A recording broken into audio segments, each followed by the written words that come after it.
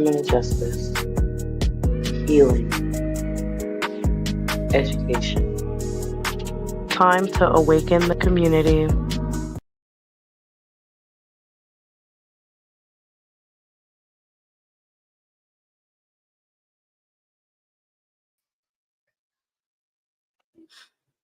Good morning, afternoon, evening, however, or whenever you are listening/watching. You guys should know me by now, but if you guys don't, my name is Holly Sitha, and I am the host of this lovely program we call Morning Mimosas, where we value human life, justice, healing, and education for the Black and minority communities. Guys, today we are going to be covering a case that needs so much attention, and I am so grateful to have the daughter of Miss Diana Hart of Darby, Pennsylvania on this episode so we can talk about Miss Diana's homicide that unfortunately took place on October 9th, 2016 in Darby, Pennsylvania. Guys, I am always telling you guys can be anonymous when it comes to these cases. It's time that we get the families justice. It's just time. It's been 9 years since this happened. But guys, let's bring on the daughter of Miss Diana Hart, Miss Jill. I am so happy to have her on the show today so she can come and talk about her mother. Please give her a morning mimosas welcome. Thank you so much for being on the show today. Thank you. Of course. Thank you for having me. Absolutely. So, guys, as I stated earlier, we are going to be talking about the unsolved murder of Miss Diana Hart. And, guys, the only goal here is for you guys to please, if you guys know something, please call the number that I have provided there. You guys can be anonymous. Please help Jill and her family get justice for their mother. Miss Jill, once again, thank you for being on the show today. I just it's been a long time since this happened, and even though time has gone past, doesn't change the circumstance. Miss hmm Jill, please talk about your mom and just talk about everything that she was. And She she was really sweet, very caring. She had a very good sense of humor, and we spent a lot of time together looking at movies and going out to eat. We used to go to the Ethiopian restaurant in West Philly together after seeing a movie, and we were very close. We had a really good bond. thank you for that. hmm Um, so I know this is going to be a little bit hard, but just please take your time. What happened on October 9th, 2016? like starting from like what point? Like, well, From everything, from everything. I know that you had gotten a phone call, right, yeah. about your sister and everything. hmm Yeah, I was at work. I was working at the Gap at the time, and my partner at the time had called me, and I had already knew something was up. I had just got a really weird feeling because we had talked on my lunch break, and I literally just clocked in. I only been clocked in for like probably 3 or 4 minutes. I just walked back up to the register. He was calling me, and that was like very unusual. And for some reason, like it just like made my stomach hurt because I just felt like something was wrong. And so when I answered, I'm just like, "Hello," and he just was like, "The police are here. They're looking for you. And they just want to talk to you." And I'm like, I just was like, "What's going on?" But he just was like, "Here, just talk to them."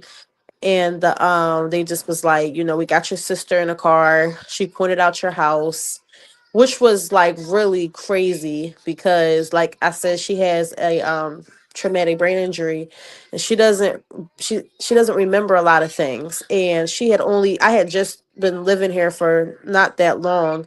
She had only been to my place once, and only from the outside because she has really bad balance. and I had lived in one of those like apartment, but like it was like a big house that was turned into an apartment. So it was like a lot of flights of steps, and she had really bad balance. So my mom just didn't really want to have her go up all those steps. So when I would see her, it would pretty much just be if we went out or at my mom's house. She just didn't want to have her go up all those steps because it would be really dangerous. Because she fell down like one flight of steps at our house so much, so it was like 4 or 5 flights of steps. It just was dangerous. So she only had been outside the house once. So for her to be able to point that house out after only seeing it one time was amazing. And so they said that she was looking for my mom. She couldn't find her. And I just immediately just broke down because I just knew that it was only one reason that my mom was not there, and that must have been that she was dead, because she would never leave her by herself. Our whole time growing up, like my mom never was nowhere to be found. Like when I lived there, like she would, if she needed to run to the store or something, she'll wake me up. It was never a time where I just didn't know where she was. She wouldn't leave her in the house. And at this point, it was like probably maybe 1 o'clock in the afternoon, roughly. I don't really remember exactly, but it was definitely in the afternoon. So it was too late in the day. That was another like super red flag, because it was not like maybe if it was like 8 o'clock at night, maybe she ran to the store. But just being 12 or 1 o'clock in the afternoon and she's been wandering the streets for hours looking for her, it just was like, yeah, no, something's completely wrong. And so I cried. I was just so upset, and I told them that I was going to meet them at my mom's house as soon as possible, but I knew that it was going to be horrible news. Um, so I was just in the bathroom trying to get myself together, and I realized that I was too far. Like I wasn't going to be able to catch the bus. Feeling the way I felt, like it was going to take too long. I was have to wait for it, and it would took over an hour to get there, and I needed to get there now. So I had actually called back and asked the police officer if he could just send somebody to come get me, if that was possible, because I couldn't take it. Like I needed to get there ASAP. So they actually did send an officer to come pick me up, and so that was really nice on their part. Um, Once I got there, yeah, and so that was really nice on their part. Yeah. Once I Okay. Yeah, I apologize for that. I was clicking on something. Go ahead, Okay. though. Yeah, so once I got there, it was just really weird because the house didn't look like disheveled. Like nothing looked weird or out of the norm. Like it just was a normal day in her house, except there was a couple neighbors in there, and that bothered me because they weren't the friendliest. I can't think of a not like I couldn't think of a nice neighbor that was in there. They all was pretty much in there just to be newsy, not that they cared Mhm. about her. So that was just really annoying. But I was like looking back at it, I always was wishing like I would have like kicked them out. But my mind was so focused on what was going on. Like I didn't even like have the mental capacity to even say anything to them. Like I just was more so like, what is going on? Like, I don't even remember if I told them to leave or what. I just remember being really upset seeing them, and just immediately like, what's going on. It was like as soon as I got in there, it wasn't too much time later that I saw an officer like barge out the basement and like run out the back door, but he was pointing back behind him saying in the basement, in the basement. So I started to go over to the basement door to see what was going on, and they would not let me down there. And from there immediately they said, okay, everybody's got to get out. We got to go to the police station now. Like basically this is now a crime scene. And so we got to the police station, and they was just questioning everybody, asking me like, who did my mom know and who does she hang around? And but they still didn't tell me she was dead, but I knew she was, because like what else could be in the basement that doubt? Now it's a crime scene. She's missing. There asked me all these questions about her. So, you know, that happened. And then eventually I asked one of the detectives, like, is she dead? And he just was like, yeah. Like it was like you could tell it was like hard, like he didn't know how to tell me. And I just asked, and he just was like, like just with a really disappointed look, like just he just nodded his head and just was like, yeah. So that's what happened that day. I I am so sorry that you had to go through any of that. That is absolutely horrible. And I'm sorry that you and the family are still having to deal with this today. Yeah. Um, ah, goodness. So I know time has gone by. Is there anything is there anything that you are able to tell the public that could help in the case? Um, like as far as like, Like if it's like who may like what was your mom doing earlier in the day? Was she at work? Um, like what was her day? well, it had took place like that night, like Mhm. prior. Okay. And she had some company. She had a few friends over. They were having a good time, having drinks or, just chilling. And so it happened in the night. Whoever she had at the house, I don't know if she let them in, but again, the house didn't look like somebody had kicked the door in or picked the lock or anything. Like it seems like this was somebody she comfortably let in the house. Thank you for that detail. Hmm. If you guys are joining us, we are here with Jill. She is the daughter of Miss Diana Hart. Miss Diana Hart unfortunately was murdered on October 9th, 2016 in Darby, Pennsylvania. And we are here speaking with her lovely daughter so we can get to know a little bit more about Miss Hart so we can get justice for her today and just making sure that this doesn't happen again. So, Miss Jill, when it comes to the case, how has your family been doing since this happened? Um, I mean, we just hanging in there. My brother is in Texas now. Um, it hits him really hard. Um, and especially because this happened a few days before his birthday. His birthday is October 12th. Hmm, my goodness. So, yeah, and so, you know, that was like really hard, like to be planning her funeral like around his birthday. I don't remember if it was on his birthday or like just around his birthday when we was planning the funeral, but it was pretty close together. We had to go identify her. We couldn't see her like in person to identify her. We had to look at a picture, and the picture was horrible. You could tell that she had been beaten. And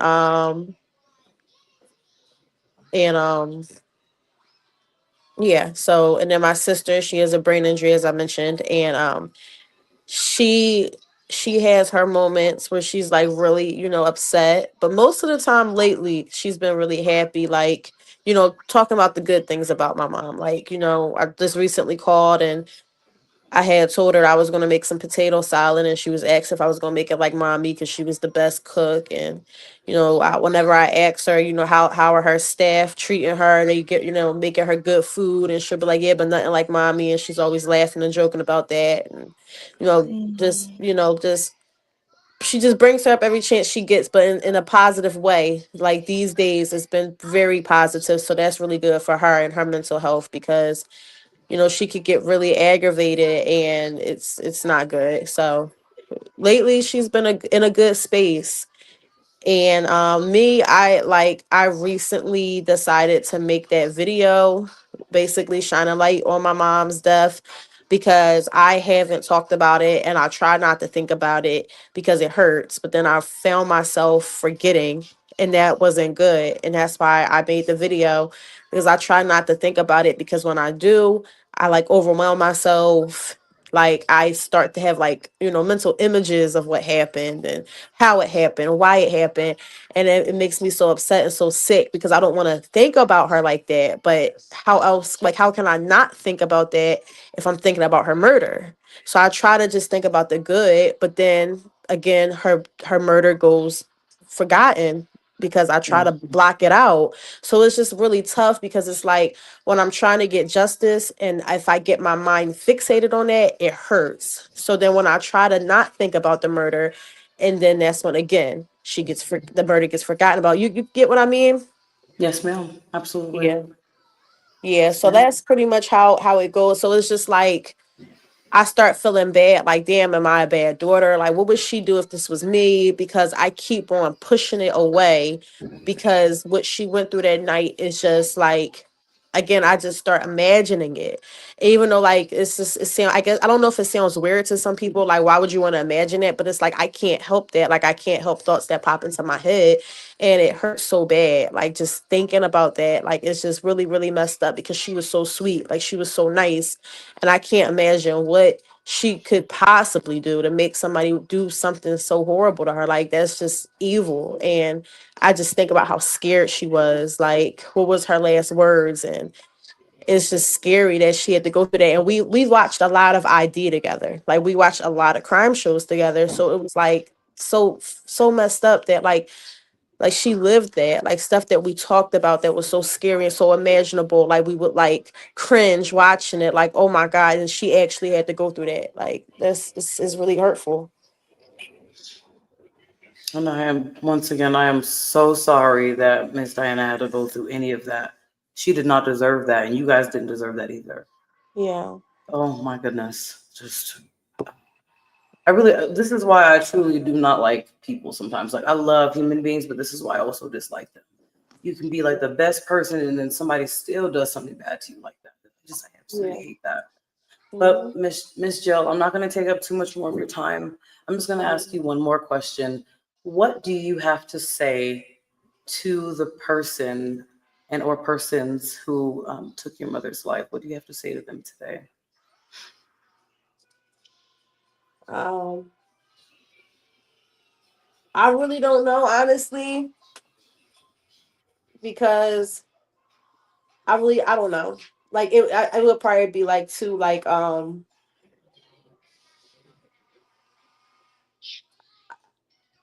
don't know how to say this. Like, it would too much for to like say on here. Like, just really, like, you know what I mean? I understand. Yeah.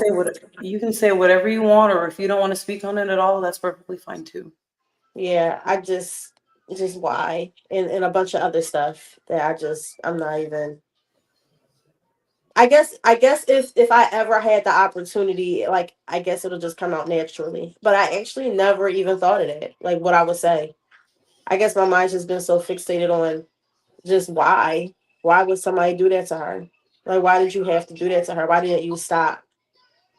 Like, they stabbed her so many times. Like, why couldn't they just stop? Why did they keep going? Why did they why did they want to kill her so bad that they why did they have to torture her? Like that, I don't know. I really never thought about that. I completely understand. I'm not Hmm. gonna I'm not gonna drag that question out any further, but I You're am fine. gonna give a little bit more details about the case. So based on the research that I did, it took place at the 500 block of Spruce Street. Is that Hmm. correct? Yeah. Okay. And it took place on the night of October 9th, 2016. I just want to make sure for I those guess of you who are listening. the morning, right? Because it would have been like, I guess, like the seventh, no, the eighth, but it was like probably at like past 12 a.m., which technically made it the ninth. You know what I mean? Oh, so the early morning hours. Yeah. Yep. You know how confusing that can be sometimes. Yeah. Yep. So it wasn't that night. It was that early morning. The early morning hours of October 9th. Okay. Yeah. Yep. Um, so Miss Diana, just for those of you who are listening to the case details, Miss Diana unfortunately was. Ooh, I really hate to say this, but she was stabbed and beaten to death, and she was found in the basement of her home. Um, so, for those of you that are in the Darby, Pennsylvania area, or if you have since moved out of that area, if you know anything, please, please, please call the Darby Police at the number that we have provided down there. You guys can be anonymous. I'm I'm I'm always asking you guys if you guys know something. It's very selfish of you guys to have this information, knowing that families are suffering, and you guys just have this information all to yourself, knowing that you guys can help a family get justice so they can begin a true healing process. It's disgusting. So please, if you know something about what happened to Miss Diana on October 9th, on the early morning hours, at the 500 block of Spruce Street in Darby, Pennsylvania, please call the Darby Police Department. You can be anonymous. Jill and her kids deserve justice. Miss Jill, thank you so much for coming on my show today. And I Thank you for hope having and me. absolutely, I hope and pray that today's episode reaches somebody so Miss Diana Hart can get the justice that she truly deserves. So that way her kids can have the true healing that they deserve as well. Guys, this is Morning Mimosas, where we value human life, justice, healing, and education for the Black and minority communities. Until next time, see you guys later. Mhm.